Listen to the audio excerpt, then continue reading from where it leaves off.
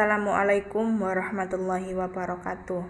Yang terhormat Bapak Ibu dosen pengampu kuliah manajemen, yang saya hormati Ketua Program Studi Manajemen Sekolah Tinggi Ilmu Gempol, serta teman-teman mahasiswa yang saya banggakan. Perkenalkan, nama saya Aziza Nur Husaini dengan nomor induk mahasiswa 2513021014, mahasiswa aktif Program Studi Manajemen di Sekolah Tinggi Ilmu Ekonomi Gempol Cabang Keramat. Pada kesempatan yang berbahagia ini, izinkan saya untuk mempresentasikan materi yang telah saya susun sebagai bentuk pemenuhan tugas akademik. Adapun presentasi yang akan saya sampaikan ini dibuat sebagai salah satu syarat pelaksanaannya ujian akhir semester. Oleh karena itu, presentasi ini tidak hanya bertujuan untuk memenuhi kewajiban akademik semata, tetapi juga diharapkan dapat menjadi sarana pembelajaran, pemahaman, serta pendalaman materi yang telah dipelajari selama satu semester. Di dalam dunia pendidikan, khususnya di bidang manajemen, pemahaman konsep secara teori saja tidaklah cukup. Diperlukan kemampuan untuk menjelaskan, menganalisis, serta mengaitkan teori dengan contoh nyata dalam kehidupan sehari-hari, maupun dalam dunia bisnis dan organisasi. Melalui presentasi ini, saya berusaha menyampaikan materi secara runtut, jelas, dan mudah dipahami, disertai dengan contoh-contoh yang relevan agar dapat memberikan gambaran yang lebih nyata mengenai penerapan ilmu manajemen. Pembahasan yang pertama yaitu tentang apa itu bisnis dan apa saja yang akan dibahas. Pada slide pertama ini kita masuk langsung pada pemahaman dasar mengenai bisnis. Sebagai suatu sistem kegiatan ekonomi, bisnis bukan sekedar aktivitas jual beli sederhana, melainkan sebuah proses yang terstruktur dan melibatkan banyak pihak dan memiliki tujuan jangka pendek maupun jangka panjang. Bisnis hadir karena adanya kebutuhan manusia yang tidak terbatas. Kehidupan kita sehari-hari pun itu ada yang sudah termasuk dalam kategori bisnis. Disinilah bisnis berperan sebagai penghubung antara kebutuhan dan pemenuhan kebutuhan tersebut melalui mekanisme pasar. Dalam konteks modern, bisnis tidak hanya dilakukan oleh perusahaan besar, individu, UMKM, hingga komunitas pun dapat menjalankan bisnis. Bahkan seseorang yang berjualan secara online dari rumah itu saja pun sudah menjalankan aktivitas bisnis atau pelaku bisnis. Materi yang dibahas dalam presentasi ini mencakup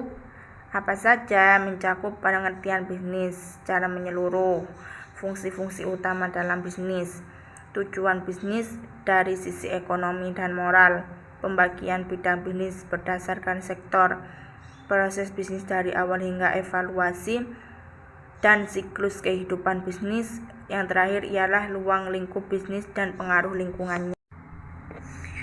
Contoh nyata dalam bisnis ialah sebuah usaha angkringan terlihat sederhana, tetapi sebenarnya itu sudah menjalankan seluruh unsur bisnis.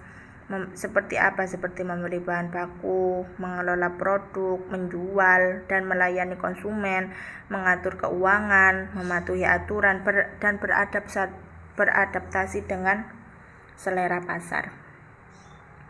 Yang kedua yaitu pengertian bisnis. Bisnis sebagai aktivitas moral komersial. Bisnis adalah aktivitas komersial, yaitu kegiatan ekonomi yang melibatkan pertukaran nilai antara dua pihak atau lebih. Aktivitas ini terjadi karena kebetulan, tetapi dijalankan secara sadar dengan tujuan memperoleh keuangan. Aktivitas komersial dalam bisnis mencakup produksi, barang atau jasa, distribusi, penjualan, dan transaksi keuangan. Keuntungan menjadi indikator keberhasilan, namun berkeberlanjutan bisnis ditentukan oleh kemampuan mempertahankan konsumen dan efisiensi operasional. Contoh yang mendalam yaitu seorang pedagang sayur keliling membeli sayur dari pasar induk pukul 03.00 pagi, lalu menjual ke pelanggan tetap. Meskipun skalanya kecil, ia tetap menghitung modal, harga jual, dan laba harian. 2. Bisnis sebagai upaya memenuhi kebutuhan pelanggan. Bisnis tidak akan berjalan jika hanya berorientasi pada penjual saja. Inti bisnis adalah pelanggan, dan bisnis harus memahami apa yang dibutuhkan konsumen, kapan dibutuhkan konsumen, dan bagaimana cara terbaik memenuhinya. Kebutuhan pelanggan terus berubah seiring waktu, teknologi, dan gaya hidup. Contohnya, dulu orang-orang membeli CD musik, sekarang beralih ke layanan streaming. Itu kan sudah termasuk kepada bisnis yang model teknologi. Bisnis yang tidak mengikuti perubahan kebutuhannya, konsumen akan tertinggal dan akhirnya tutup. 3. Bisnis sebagai sumber penghasilan. Bisnis bertujuan menghasilkan pendapat yang berkelanjutan, bukan sekedar keuntungan sesaat. Pendapatan digunakan untuk membiayai operasional, untuk membayar gaji karyawan, mengembangkan usaha, dan menanggung risiko bisnis. Bisnis yang sehat adalah bisnis yang mampu mengelola penghasilan dengan bijak. Contohnya, pemilik kafe, pemilik usaha fotokopi, menyisihkan untuk perawatan mesin agar usahanya tetap berjalan lancar. Jika pemilik usaha fotokopi ini tidak merawat mesin, maka usahanya akan turun karena jeleknya hasil yang diperoleh dari usaha tersebut. Fungsi bisnis. Fungsi bisnis itu 1. Pemasaran. Pemasaran adalah jantung bisnis. Produk yang bagus tanpa pemasaran yang tepat tidak akan dikenal pasar. Jadi apa gunanya kalau kita mempunyai bisnis yang bagus tetapi kita tidak bisa memasarkan produk tersebut? Maka produk yang bagus tanpa pemasaran yang tepat tidak akan dikenal oleh pasar. Dan fungsi pasar itu meliputi riset pasar, promosi, penentuan harga, distribusi. Pemasaran bertujuan menciptakan nilai dan kepuasan pelanggan. Contohnya, sebuah UMKM makanan tidak hanya menjual produk, tetapi juga membuat kemasan menarik, aktif di media sosial, dan memberi promo agar pelanggan tertarik dan loyal. Jika sebuah UMKM makanan tidak memberikan kemasan yang menarik, betul makanannya enak, tapi kemasan tidak menarik, jadi konsumen tidak akan tertarik dengan produk tersebut. 2. Fungsi keuangan. Fungsi keuangan berperan mengelola seluruh arus uang dalam bisnis. Tanpa pencatatan yang baik, bisnis akan kesulitan berkembang. Fungsi keuangan itu mencakup penganggaran, pencatatan transaksi, analisis laba rugi, pengelolaan modal. Contohnya, banyak usaha kecil gagal bukan karena produknya buruk, tetapi keuangan pribadi dan bisnis itu tercampur. Makanya kita kalau sedang menjalankan bisnis, uang bisnis sendiri dan uang pribadi sendiri agar bisnis kita tidak gagal. Yang ketiga adalah fungsi manajemen. Manajemen adalah fungsi pengatur seluruh aktivitas bisnis. Manajemen memastikan semua sumber daya yang digunakan secara optimal. Manajemen itu melibatkan perencanaan, pengorganisasian, pengarahan, dan pengendalian. Contohnya, manajer toko retail mengatur jadwal kerja agar toko tetap buka optimal tanpa kelebihan tenaga kerja. Yang keempat yaitu tujuan bisnis. 1. Meraih keuntungan. Keuntungan menjadi indikator kelangsungan usaha. Tanpa keuntungan, bisnis tidak akan dapat bertahan. namun keuntungan harus diperoleh secara halal, etis, dan berkelanjutan. Contohnya, bisnis yang menurunkan kualitas produk demi keuntungan jangka pendek akan kehilangan kepercayaan pelanggan. 2. Meningkatkan kinerja dan daya saing. Bisnis harus terus meningkatkan kualitas produk, efisiensi kerja, inovasi, tujuannya agar mampu bersaing di pasar. Contoh, perusahaan transportasi beralih ke aplikasi digital untuk meningkatkan kecepatan layanan. 3. Menegakkan etika dan keadilan. Bisnis tidak boleh merugikan pihak lain. Etika bisnis menciptakan kepercayaan dan reputasi. Contohnya, perusahaan yang jujur dalam iklan akan lebih dipercaya konsumen. Maka kita harus membuat iklan yang sama dengan bisnis apa yang kita jalankan. Yang kelima yaitu pembagian bidang bisnis. 1. Sektor primer. Bisnis sektor primer bergerak dalam pengelolaan sumber daya alam seperti pertanian dan pertambangan. Sektor ini menjadi dasar bagi sektor lainnya. Contohnya, petani padi menghasilkan beras yang menjadi bahan pokok masyarakat. Contoh yang lainnya itu nelayan ikan. Nelayan ikan menghasilkan ikan yang akan menjadi bahan pokok masyarakat juga. 2. Sektor sekunder. Sektor ini mengolah bahan mentah menjadi barang jadi atau setengah jadi. Contohnya adalah pabrik pengolahan makanan dan industri manufaktur.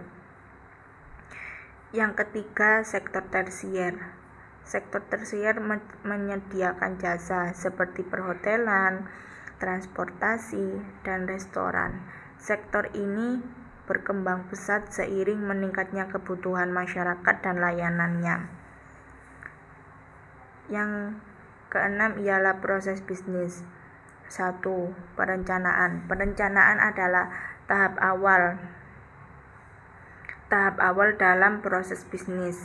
Pada tahap ini, pelaku bisnis menentukan tujuan, strategi, dan langkah-langkah yang diambil. Contoh, sebelum membuka usaha kafe, pemilik harus merencanakan konsep, lokasi, dan target pasar agar usaha bisnis yang dilakukan berjalan dengan lancar. 2. Pengorganisasian. Tahap ini melibatkan pengaturan sumber daya agar rencana dapat dijalankan dengan baik. Yang ketiga, pengarahan. Pengarahan dilakukan untuk memastikan seluruh pihak yang terlibat memahami tugas dan tanggung jawab. Yang keempat, pengendalian. Pengendalian bertujuan untuk memastikan bisnis berjalan sesuai dengan rencana dan melakukan perbaikan jika terjadi penyimpangan. 6 ialah proses bisnis. Pada pemahaman ini dijelaskan bahwa proses bisnis adalah rangkaian tahapan yang harus dilakukan agar sebuah bisnis dapat berjalan secara terstruktur, efisien, dan dapat berjalan dan mencapai tujuan yang telah ditetapkan. Proses bisnis tidak bisa dilakukan secara sembarangan karena setiap tahap saling berkaitan dan mempengaruhi keberhasilan dan kerugian bisnis. Proses bisnis yang pertama ialah perencanaan atau planning. Perencanaan merupakan fondasi utama dalam proses bisnis. Pada tahap ini, pelaku bisnis menentukan jenis usaha yang akan dijalankan, target pasar yang ingin dituju, produk atau jasa yang akan ditawarkan, modal yang dibutuhkan, strategi pemasaran dan operasional. Tanpa perencanaan yang matang, bisnis beresiko mengalami kerugian, kebingungan arah, bahkan kebangkrutan. Contoh nyata, Seseorang ingin membuka usaha kopi shop. Dalam perencanaan ini ia harus menentukan lokasi usaha seperti di dekat kampus, di perkantoran, atau di pemukiman.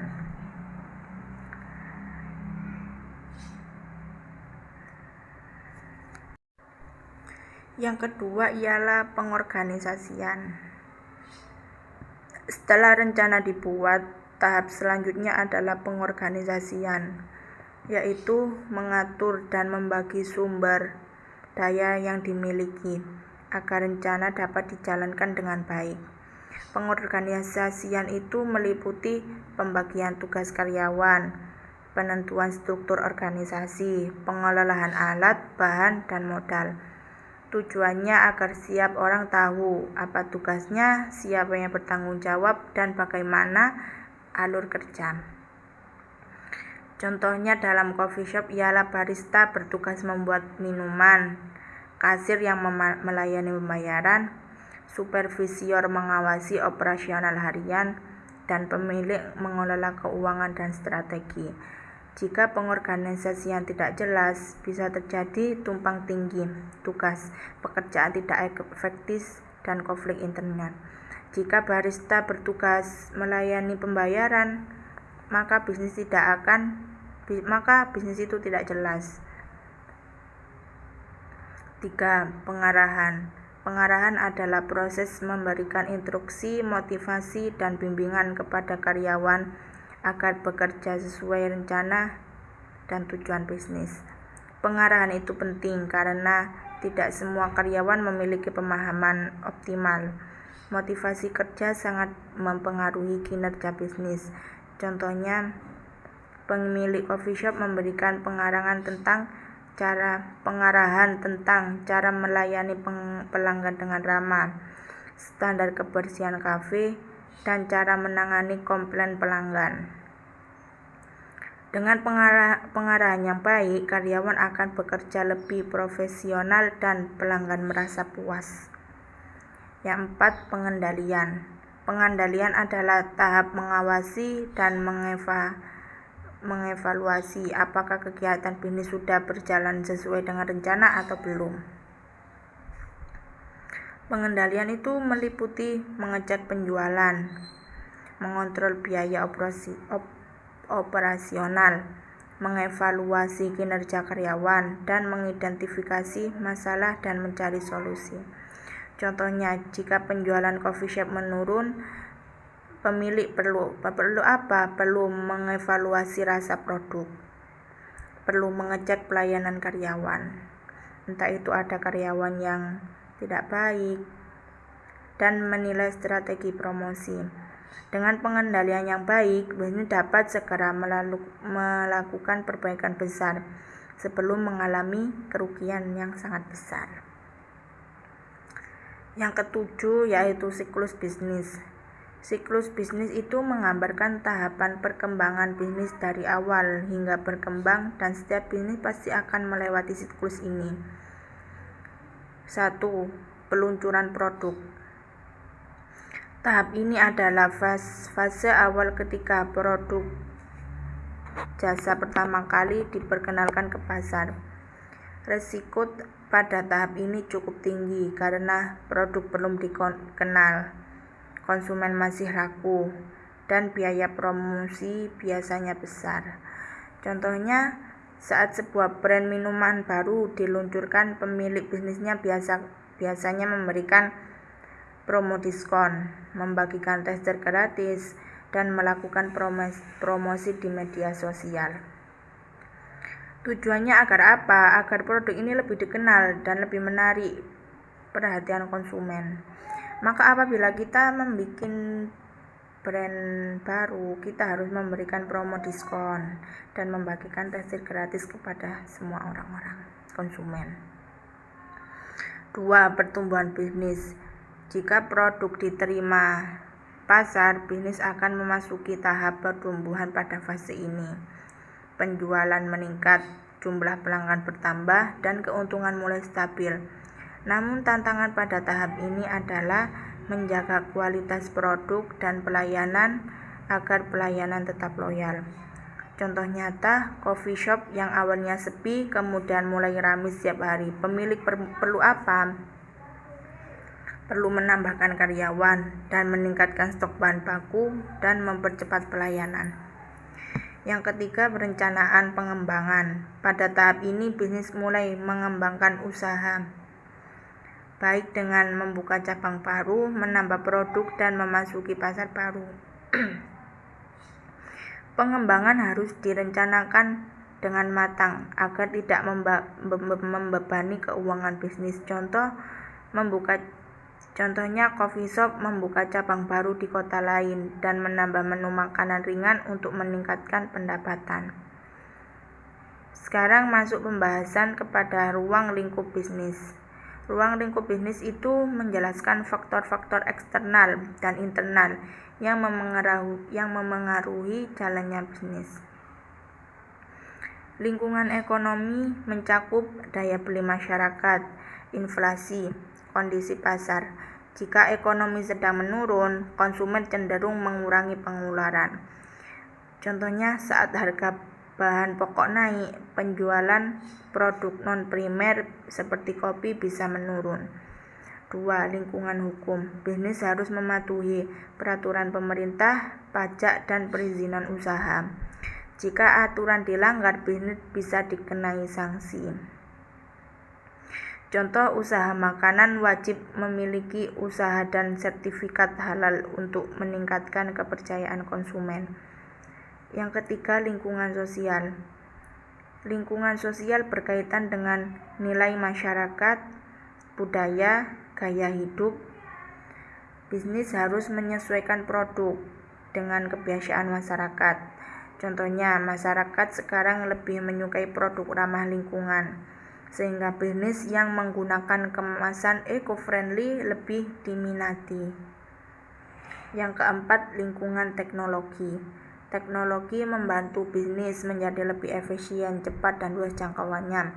Contohnya seperti pesanan online, pembayar digital, dan promosi melalui media sosial.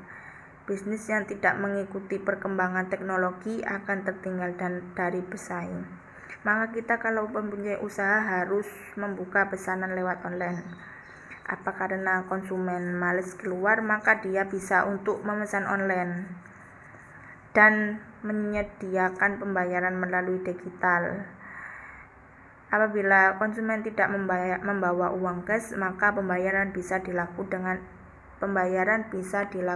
dengan pembayaran digital. Dan akhirnya sampailah kita di bagian penutup. Sebagai penutup dari keseluruhan rangkaian presentasi ini, dapat disimpulkan bahwa bisnis merupakan suatu aktivitas yang sangat kompleks, terstruktur, dan memiliki peran yang sangat penting dalam kehidupan ekonomi, sosial, dan bahkan moral manusia. Melalui penaparan materi yang telah disampaikan dari awal hingga akhir, kita dapat memahami bahwa bisnis bukan sekedar aktivitas mencari keuntungan semata, tetapi merupakan suatu sistem yang saling berkaitan antara perencanaan, pengelolaan, sumber daya pemenuhan, kebutuhan masyarakat, serta penerapan nilai-nilai etika dan tanggung jawab sosial.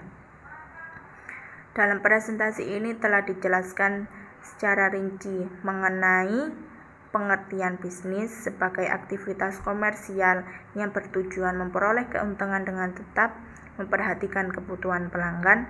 Dari pengertian tersebut kita dapat melihat bahwa keberhasilan bisnis sangat ditentukan oleh kemampuan pelaku bisnis dalam memahami pasar, membaca peluang, serta memberikan nilai tambah melalui produk maupun jasa yang ditawarkan. Bisnis yang baik bukan hanya menghasilkan pendapat bagi pemiliknya, tetapi juga mampu memberikan manfaat nyata bagi konsumen, tenaga kerja, dan masyarakat yang luas. Selanjutnya, pemaparan mengenai fungsi bisnis seperti fungsi pemasaran, keuangan, dan manajemen menunjukkan bahwa setiap bisnis memerlukan pengelolaan yang sistematis dan profesional. Kemudian tujuan bisnis yang meliputi meraih keuntungan, meningkatkan kinerja, serta menegakkan kebenaran dan etika. Menegaskan bahwa bisnis ideal adalah bisnis yang tidak hanya berorientasi pada laba, tetapi juga menjunjung tinggi nilai moral dan keadilan. Hal ini sangat relevan dalam kehidupan bisnis modern, di mana kepercayaan konsumen dan reputasi perusahaan menjadi aset yang sangat berharga.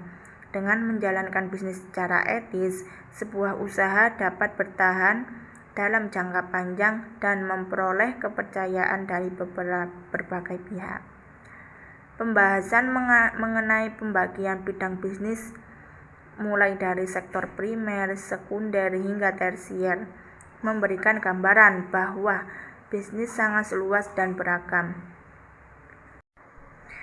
Pembahasan mengenai pembagian bidang bisnis mulai dari sektor primer, sekunder, hingga tersier memberikan gambaran bahwa peluang bisnis sangat luas dan beragam. Setiap sektor memiliki karakteristik, tantangan, dan potensi masing-masing. Pemahaman terdapat pembagian sektor ini penting, terutama bagi mahasiswa agar mampu menentukan arah minat dan peluang usaha yang sesuai dengan kondisi pasar dan kemampuan yang dimiliki di masa depan. Demikian presentasi dari saya. Semoga materi yang saya sampaikan dapat menambah pemahaman dan memberikan manfaat bagi kita semua. Apabila terdapat kekurangan dalam penyampaian, saya mohon maaf yang sebesar-besarnya. Wabillahi taufiq wal hidayah, waridho wal inayah. Assalamualaikum warahmatullahi wabarakatuh.